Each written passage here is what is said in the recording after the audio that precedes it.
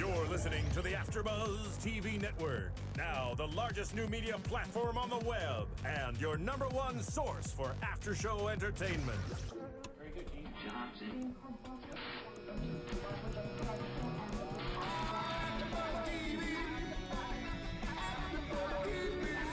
The AFTERBUZZ Studios in Los Angeles, California. Presented by Maria Menounos and Bing.com and streaming live thanks to Akamai Technologies. This is AFTERBUZZ TV's Revenge After Show. We'll break down tonight's episode and get you all the latest news and gossip. And now, another post-game wrap-up show for your favorite TV show. It's AFTERBUZZ TV's Revenge After Show. Welcome, ladies and gentlemen, to the Revenge After Show, Season 3, Episode 4, called Mercy. I'm your host, Phil Svitek, and unfortunately this week we do not have Anna Koppel, and Roxy Stryer is unfortunately sick. But I do have someone I'd like to introduce to the world. I have Sarah. Yes, hello everyone. Good to meet ya. Hello. So Sarah is a big Revenge fan, so she'll be joining us on the panel for the rest of the season. She's very excited to be here. I'm excited to have her, and hopefully you guys are too. But let's get right into tonight's episode. It should be mentioned that it did not open up with the typical Emily voiceover. No, it didn't. We saw them in the hospital going down the hallway. It was dramatic and bloody. It was hard to see everyone's faces, but we know that it was Father Paul and Conrad. That's right. You know, sometimes it doesn't always pick up exactly where it left off, but this is pretty much right there. And it's interesting to me how they confirmed Paul was dead, even though I think most of us fans were like, okay, Paul's dead. Yeah. As of last episode, it was just nice to get face down. Yeah. Yeah. So it was nice to get that confirmation. But so in terms of, for me, what was obviously very tough, and obviously for Emily, was that Conrad just like that is like, you know what, I'm not gonna confess. Yeah. What about for you? How did you feel about the switch for him? I don't know if it was because he went through something so traumatic and he was like, oh, I just got in a car accident and now I'm a new man. Like, look what's going on. Like, Father Paul died. I don't want to ruin the rest of my life and confess to this crazy thing that happened a long time ago and go to jail. And now he's lying and saying that he wasn't even driving. So. Okay, so let me ask you this. I mean, because, you know, where the truth really lies, okay, there's so many things at fault with the car. You know, Conrad's saying he wasn't driving, but we know that he was. But then the airbag was messed with, the brake was messed with. So what is the truth? Did he get in an accident, then come out of it, and because of that he feels like, okay, you know what, I'm not gonna do this? What is the real truth about Conrad's? Because he did seem genuine, correct? Yes. I'm not crazy in that regard. No, I don't think you're crazy. I think that he, coming from this twisted, weird family, he's coming up with all these, like, weird things now. He doesn't want to end his little family life that he's got going on, even though it is very twisted. And if he admits that he was driving and he's not supposed to be driving because he has supposedly Huntington's disease, then that would put him in another kind of murder situation. And I see where he's coming from. I wouldn't want to do that to myself. Yeah, but it's interesting, you know, just 2 episodes ago he was all alone in this world, right? And this one tragedy, apart from Charlotte, brings all of the Graysons together. Yes. You know, it brings in Victoria. Granted, she's at big odds with Conrad, but Daniel seems to make the switch and say, hey, I'm going to help you. Now, as we later find out, his motives are not necessarily pure, but he's helping him. So to me, that fact was interesting, that how, you know, just 2 episodes ago, he was confessing to Emily, I don't have anybody, I'm alone. Yeah. And now he's got kind of the support of his family. Maybe Daniel is that inciting force that's making him want to continue with the lies and try to keep his life supposedly intact or whatever you want to call it. I think that Daniel, having his not so holy motives, he's trying to keep his life in order now that he's working on that magazine. It's also fake. So I don't know what. Let me ask you this: there's so much tied to this magazine with Daniel. It's why he gets upset with Emily. It's the reason why he's building a name for himself. But why this magazine? Like, I don't know. It just there seems to be way too much importance from Daniel just to this magazine. I mean, is this really all he can have? That's his own. Maybe I sort of see Daniel as like the Rob Kardashian of the family. He's sort of like on the outskirts, and I think it's kind of like his sock line, He's trying to come up with something that's his, and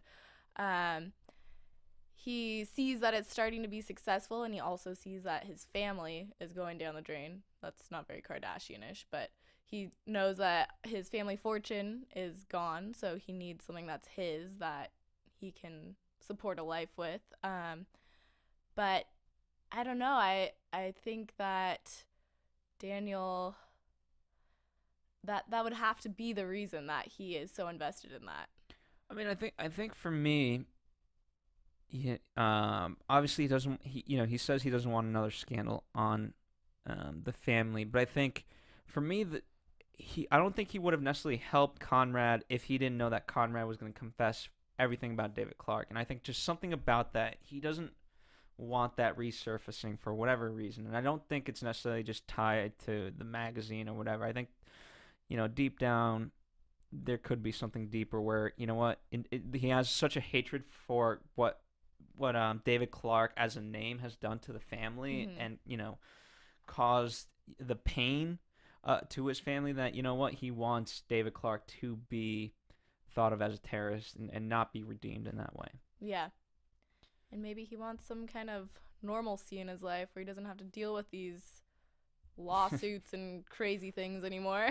Just wants him to go away. Yeah, I don't know. Again, for me, it's not that as much. I think he literally just hates the name David Clark. Yeah. For everything that it means, and when you're a child, because of what everything that it's caused, I'm sure he has memories of that, the family going through trials early on, and it's just such a bad memory all around, and obviously only getting worse since in the last 2 seasons. But obviously another big thing of tonight's episode is Conrad finding out he does not in fact have Huntington's disease. Yes, he did. And he dumped out all the pills and smushed them with his feet. And he said, well, it turns out the MRI says that I don't have Huntington's. And Emily's sitting there kind of like, uh-oh, something's going to happen right now. And Victoria said something kind of sassy. She was like, haha, looks like you stepped down from your governor position for no reason. And she laughed about it. It's it's interesting seeing their fight and how Conrad kind of explained it early on, obviously in reference to Daniel and Emily, of like, it's a power play. Me and your mother fight, but we always know how to fight with each other. Yeah. It's just not a way you want to have that's not the key to a successful marriage. But so don't take marriage advice from Conrad and Victoria. Oh, definitely not. But yeah, I mean, what could have obviously been a huge thing for Emily now is just completely gone. Paul, obviously, now Conrad, and the fact that he knows, because, okay, which leads into sort of Aiden, and I want to hold off on him just a little bit, but it's just Conrad knowing all of these different things now again makes him an enemy.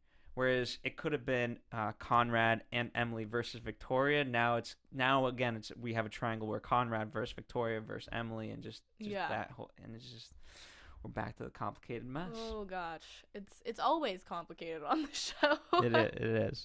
Never easy.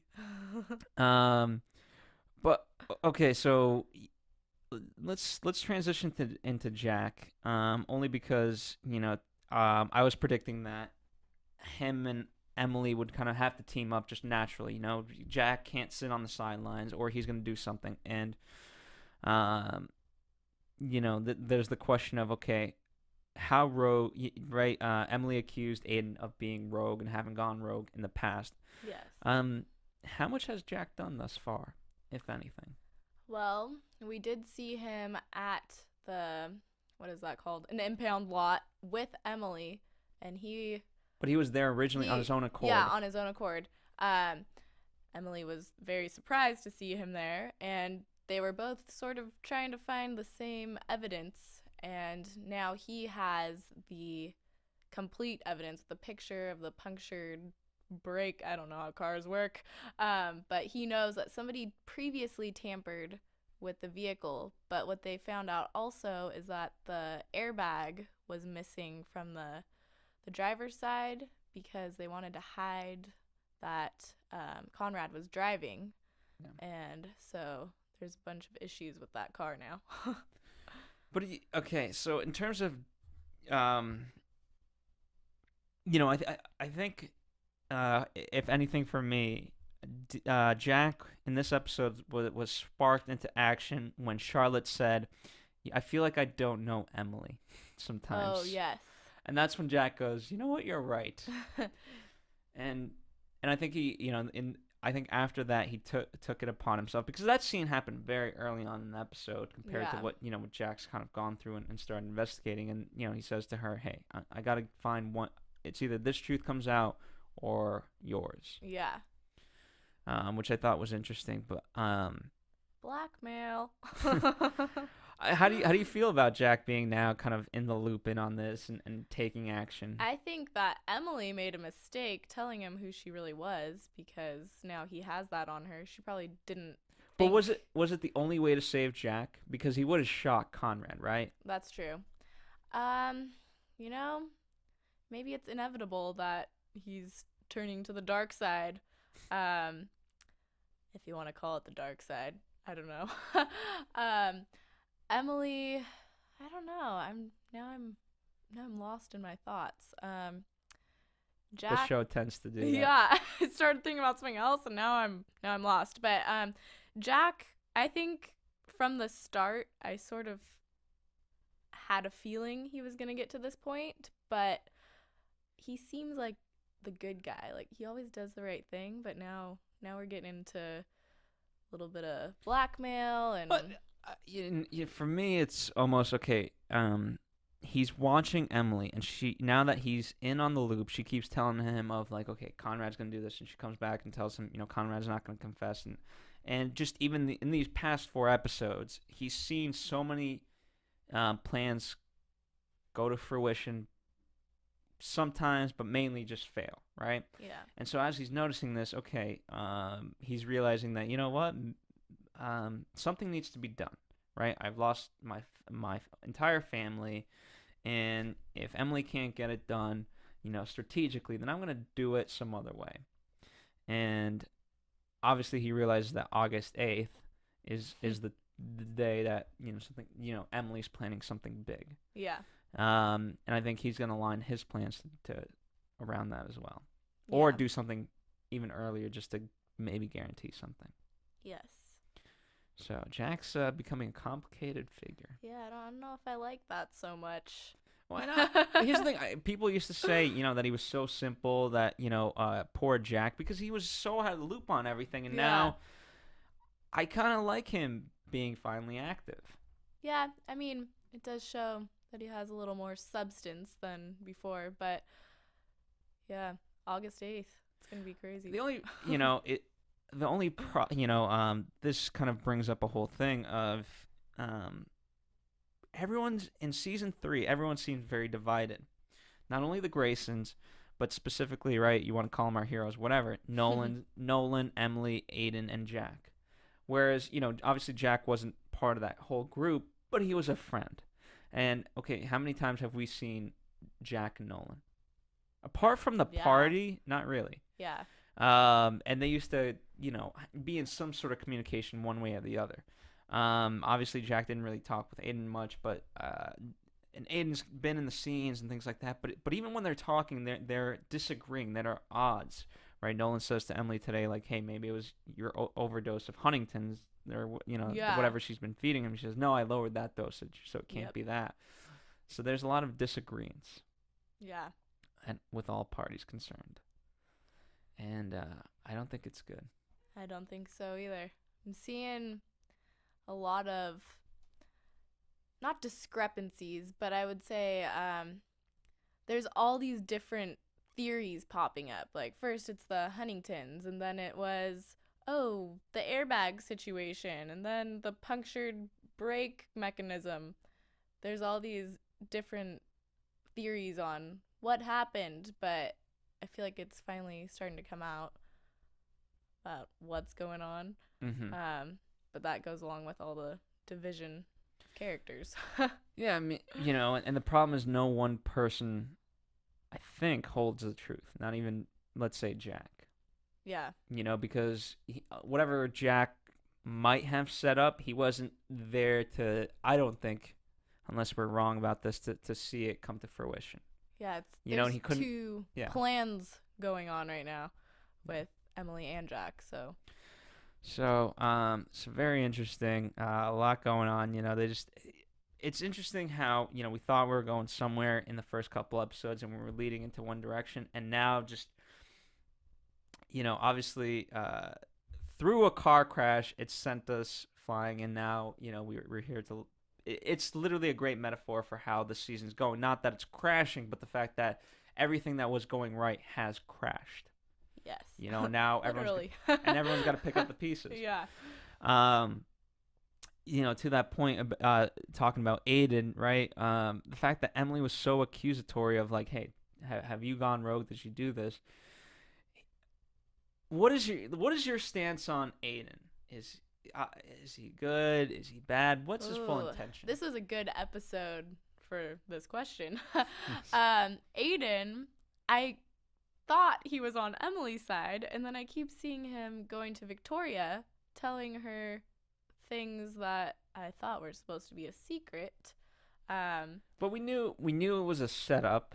Yeah. But obviously, as he let slip more than he should have, which obviously made Emily mad, because now Daniel's mad, that they're having, quote, their relationship, or could have had a relationship, while Emily was dating Daniel.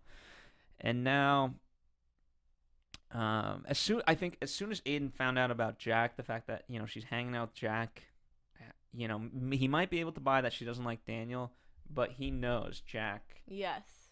Has always. There's definitely a jealous moment in this episode. Okay, so is he compromising the mission at the end? Oh, I can't really decide. I mean, how? So... Okay, perhaps a better question is, if it is part of the plan of Emily's plan, what could possibly be the plan to because you're throwing Jack Porter under the bus. Yeah. Yeah. Jack Porter, poor guy. Which, by the way, that's under the assumption that Aiden mouths Jack Porter at the end. Which I feel like he actually said it. I don't know. Maybe I was hallucinating with my ears. It was very quiet. Yeah. They made it purposely quiet, and there's been the hashtag on Twitter, Hampton Killer.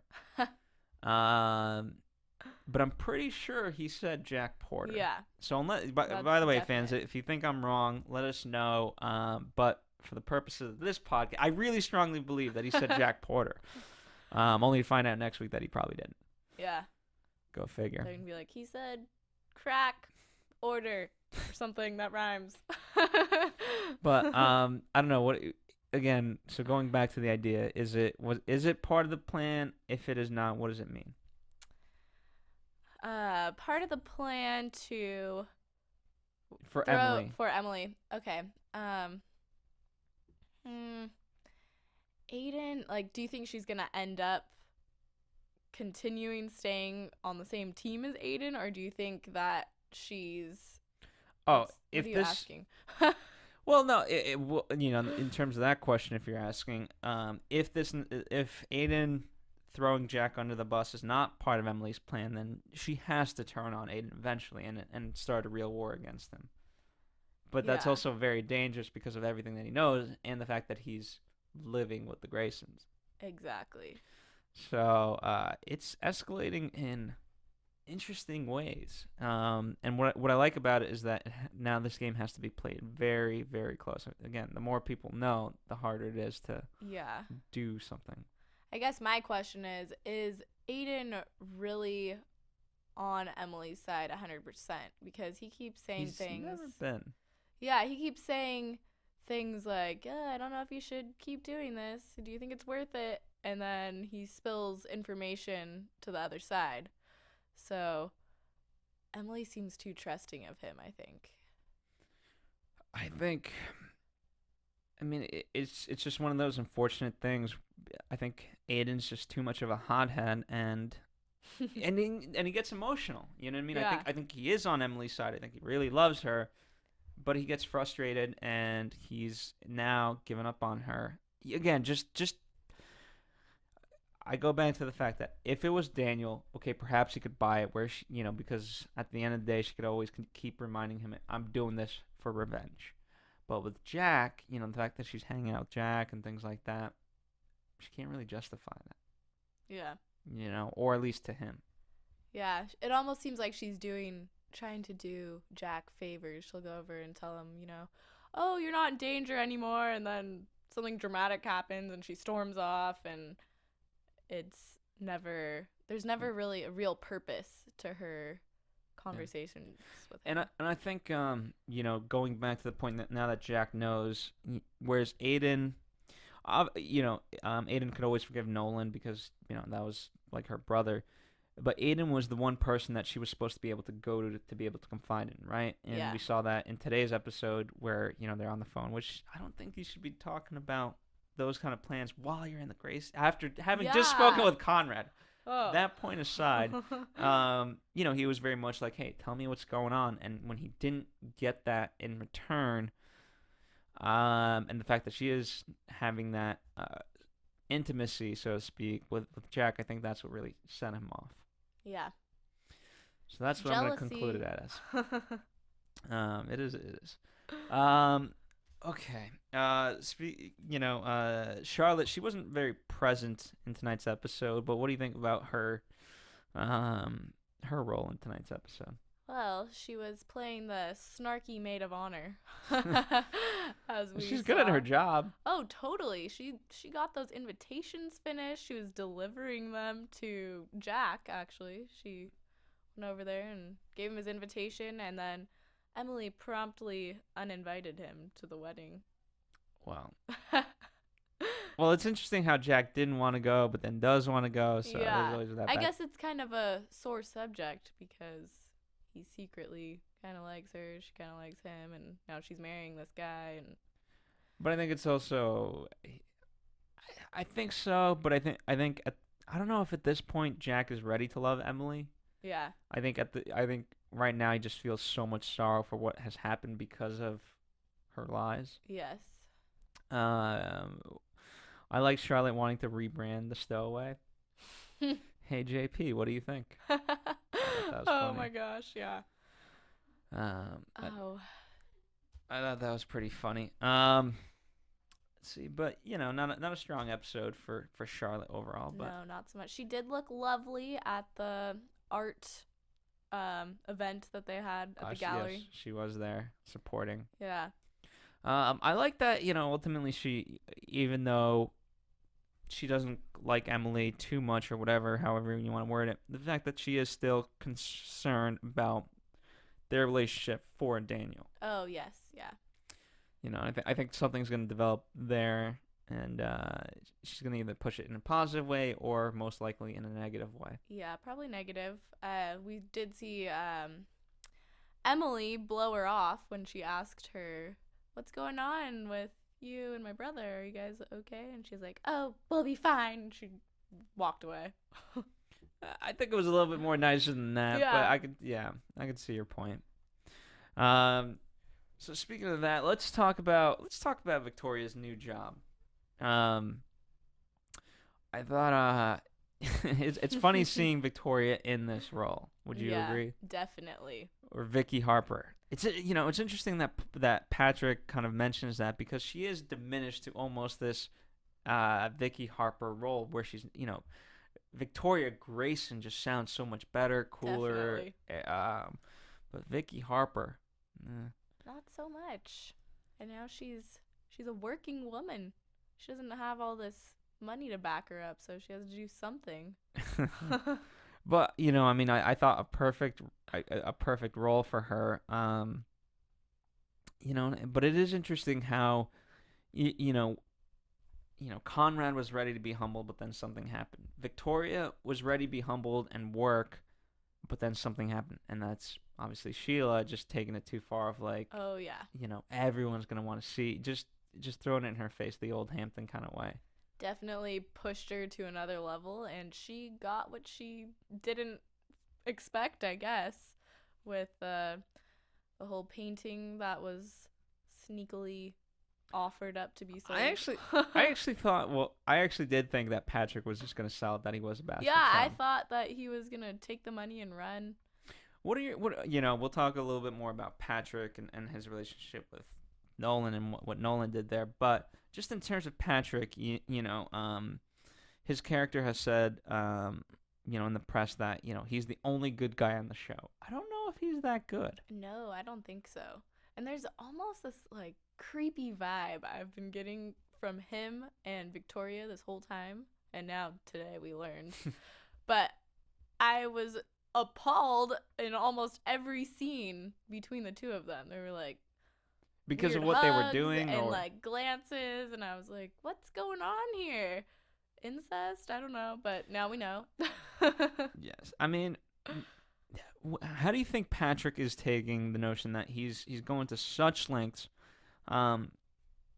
whereas Charlotte and Daniel have not really been on board with Victoria's plans, but Patrick just goes along with it, and yet he tells her you should leave, be your own woman, and she says no, I have to stay here for my kids. Which is weird because He's her kid. yeah, exactly. So. And, I mean, she doesn't really seem to care that much about her kids anyway, so why does she Certainly. care so much about him all of a sudden? That's... Again, I could see if she just cared about him because, it's something new, perhaps, something exciting. He's on board.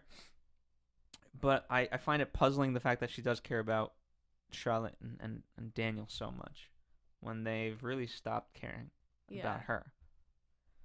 So, I don't know. It's interesting to me, but hey, I thought the plan that they executed was It was pretty brilliant. spot on. Yeah.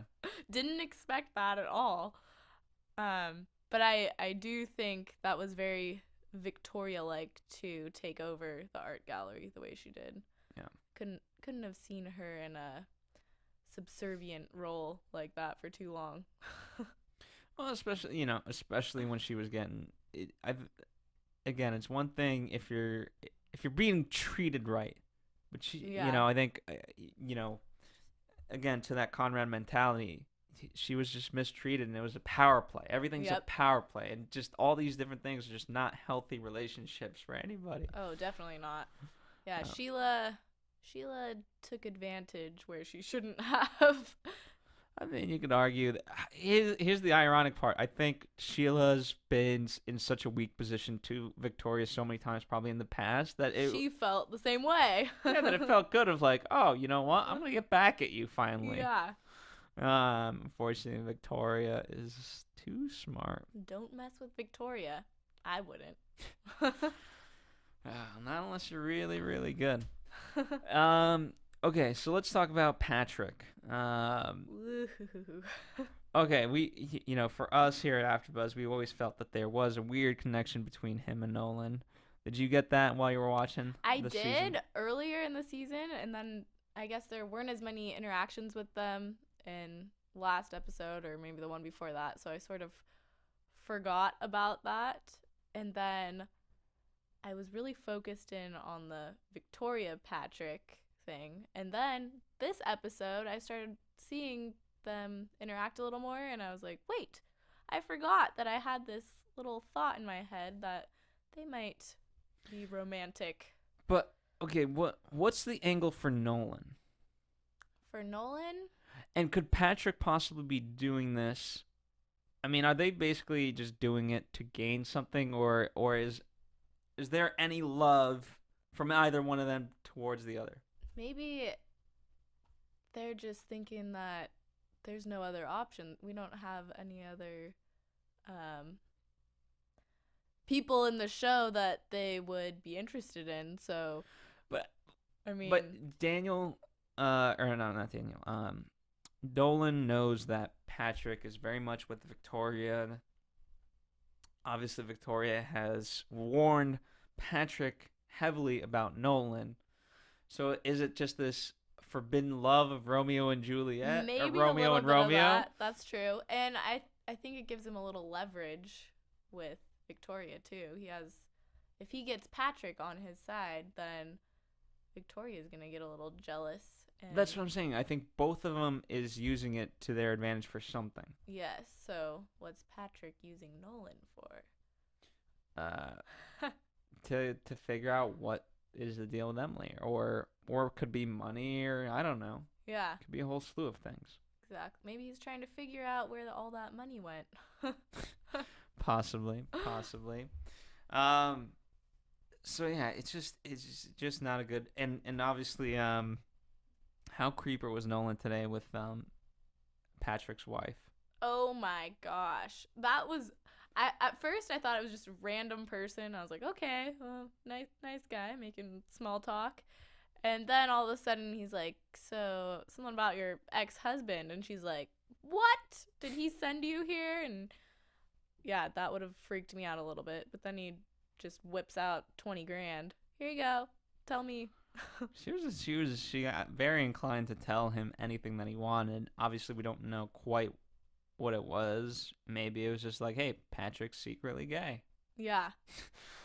I guess that's Didn't what's expect that. Well, we had an inkling. Yeah, but I mean, I thought there was going to be something more to it, like a murder. And I think there is. I think there's definitely something more to it, but we just haven't found out this episode that we're going to find out in a little bit later. Maybe next week. Possibly. So yeah, I mean, any other little tidbits about the episode that you'd want to share that you think are worth noting? Any crazy theories? Double check that real quick. I mean, with this show, everything can constantly changing and things like that. It's pretty nuts. But yeah, I did think it was kind of interesting at the art reception. Charlotte said to her mother that she was proud of her, and it was kind of weird to see something nice come out of her mouth.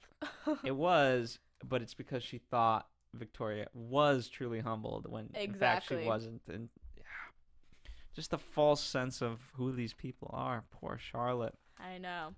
I don't know how she's gonna turn out normal. It's true, and it's also, one of the problems. Okay, so right, we have this reshuffling of people, and the fact that she's on the fence about Emily. Yeah, Emily's who she should be sided with, and she's on the side of Daniel, and now kind of Victoria. So it's going to be interesting how the alliances are forming and what Charlotte will eventually do because of her love towards Daniel and Victoria, and her kind of semi-hatred for Emily, or at least distrust. Yeah. It's not a good recipe. No. I don't think anything's ever a good recipe on this show, to be honest. Well, yeah, it's true. All right, let's head into news and gossip. AfterBuzz TV News. So for me, I know you have a lot of news and gossip, but I do want to say this for those of you who remember Frank, good old Frank. Remember Frank, which one? Season Frank? 1, Season 1. the bodyguard and Okay. romantic relationship of Victoria. Frank. So he has a great performance in Captain Phillips, the new Tom Hanks movie. So I thought I'd point it out, not only because I love that movie, but he does fantastic. So go check it out. Go see Frank. Yeah. And Captain Phillips. He is not does not play his Frank-like character where he's an asshole Oh, in that movie. that's He good. plays a good guy. That'll be nice to see that contrast. All right, are you ready? What else you got? Well, last week, Anna, our very own Anna, said that she didn't think Emily would make a good secret agent in real life. Mm-hmm. And, I mean, I see where she's coming from. I mean, really? She's like this The sweetest girl. sweet girl. And I always thought her fight scenes were pretty convincing. What do you think about that? Why is this true? I didn't actually read your news. I don't know. No, they have been. They've Yeah, been they're pretty convincing.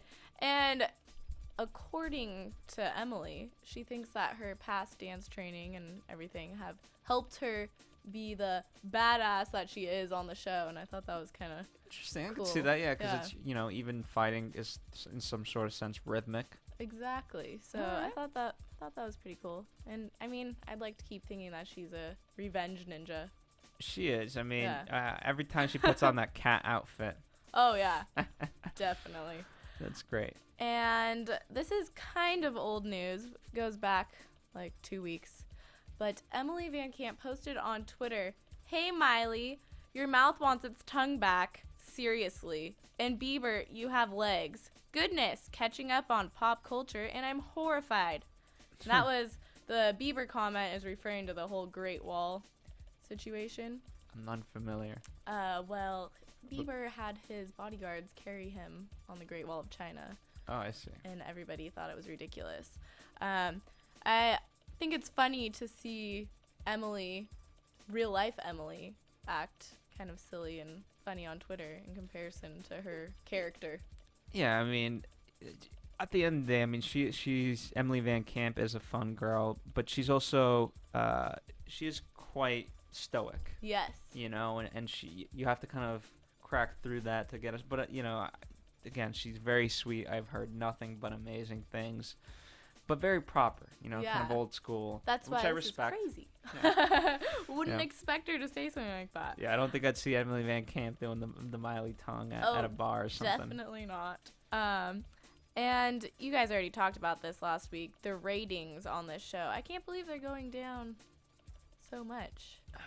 It's sad to see, but I think it's a byproduct of again, we switched showrunners and things like that, so we're finding our way. But last week's episode, episode 2 was way better than episode 1 for me. Episode 3, fantastic. Today's episode, kind of a setup episode, so now, obviously the Aiden cliffhanger at the end of what's going to happen. It wasn't edge of your seat type stuff, but again, a good episode that's setting us up for big episodes. Sometimes you need that. Not every episode can be like, oh my God, did you see that? Yeah. You have to. It's a slow build sometimes. Exactly. And I think. So stay tuned, fans. Yeah, I think we got some juicy tidbits this time around. So I didn't get to see the previews on mine, but is next week the Halloween episode? next Slash, week, as we head into actually, predictions. Yeah, we.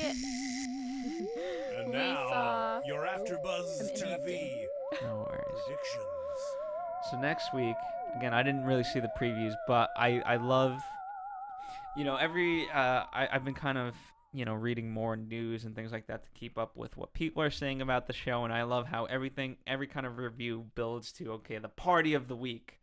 And so with Halloween coming up, there has to, for me, I want Halloween. Yeah, I didn't see any remnants of Halloween in the No. preview. Unfortunately, I'm sorry. But Victoria said out loud, no mouthing this time, "I found out who was trying to kill you," to Conrad. So, Interesting. I mean, yeah. does she really know, or does she think she knows? I can't believe we're not having a Halloween episode. No. Maybe. No, there's no way, because the week after It's after. It's going to be too late. yeah, Why would will you do be that? November. So it's going to be interesting to see what happens with Aiden, and ultimately where he's going to go. Since you're new to the panel, who do you think Emily said "I'm sorry" to in the season opener when she got shot? Because we know that's going to be the mid-season climax. Can I have two Sure, Two two guesses. Okay, I think it's. I'll tell you if you're right or wrong. How do you know? I don't know. I don't know. I think it has to be Aiden or Jack. Aiden or Jack? But Okay. I'm sort of partial to Can it Jack. not be Charlotte? Oh, that's a good prediction too, though. Anyway, fans, let us know what you guys are thinking. We always love hearing it. We love responding. Next week we're gonna have a fun full panel for you guys. The lovely ladies and unfortunately me. But in the meantime, follow Anna Koppel or Koppel for Mayor. That's Anna Koppel's Twitter. Follow Roxy Stryer on Twitter. That's just Roxy Stryer. And follow Sarah at. Woo! Well, you can follow me on Twitter at Sarah SarahGGG. Sarah Triple G. Yeah, got it. But just don't spell it out. Just literally put GGG. Yeah. And follow us here at AfterBuzz TV. That's on Instagram, Facebook, Twitter, all that fun stuff. So we'll see you guys here next week. Bye. From Bing.com, executive producers Maria Menounos, Kevin Undergaro, Phil Svitek, and the entire AfterBuzz TV staff, we would like to thank you for listening to the AfterBuzz TV network. To watch or listen to other after shows and post comments or questions, be sure to visit AfterBuzzTV.com. I'm Sir Richard Wentworth, and this has been a presentation of AfterBuzz TV. Buzz you later. The views expressed herein are those of the hosts only and do not necessarily reflect the views of AfterBuzz TV or its owners or principals.